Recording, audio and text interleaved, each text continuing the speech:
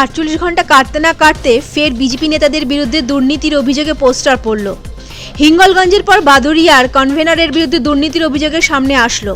অভিযোগ অস্বীকার করল বিজেপি সভাপতি। চক্রান্ত তৃণমূলের, এমনটাই দাবি বিজেপির।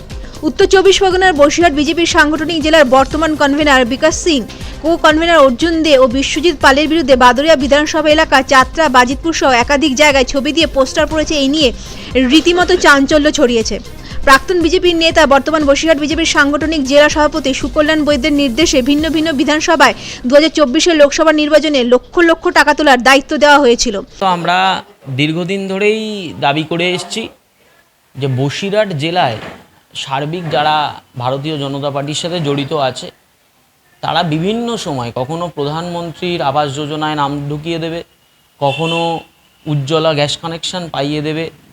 এইসব বিভিন্ন কারণকে সামনে রেখে প্রায় 3-4 বছর ধরে, তার বেশি ছাড়া কম হবে না, তারা বিভিন্ন সময় এই রকম দুর্নীতির সাথে তারা গ্রাসরুট লেভেলে কিছু কিছু জায়গায় জড়াতে পেরেছে, যেখানে যেখানে কিছু মানুষকে তারা ভুল বোঝাতে পেরেছে।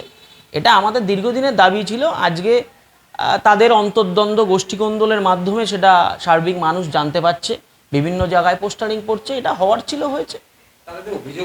তৃণমূল কংগ্রেসের যারা নেতৃত্ব আছেন তারা মমতা বন্দ্যোপাধ্যায়ের উন্নয়নকে মানুষের বাড়ি পৌঁছে দেওয়াতে ব্যস্ত।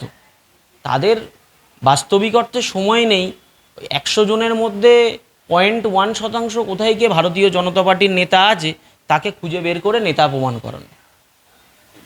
আর্থিক তছরূপ অভিযোগ রয়েছে। সেই পোস্টারে লেখা রয়েছে, সন্দেশখালীর টাকা তোলার দায়িত্বে বিকাশ সিং, বাদুড়িয়ায় অর্জুন দে, বিশ্বজিৎ পাল, টাকি পুরসভার সুজিত বিশ্বাস, এদের দায়িত্ব দেওয়া হয়েছিল টাকা তোলার জন্য। এই দুর্নীতি নিয়ে রীতিমতো চাঞ্চল্য ছড়িয়েছে বসিরহাট মহকুমা জুড়ে। সুকল্যাণ বৈদ্য বলেন, এগুলো তৃণমূলের চক্রান্ত করে পোস্টার ফেলেছে।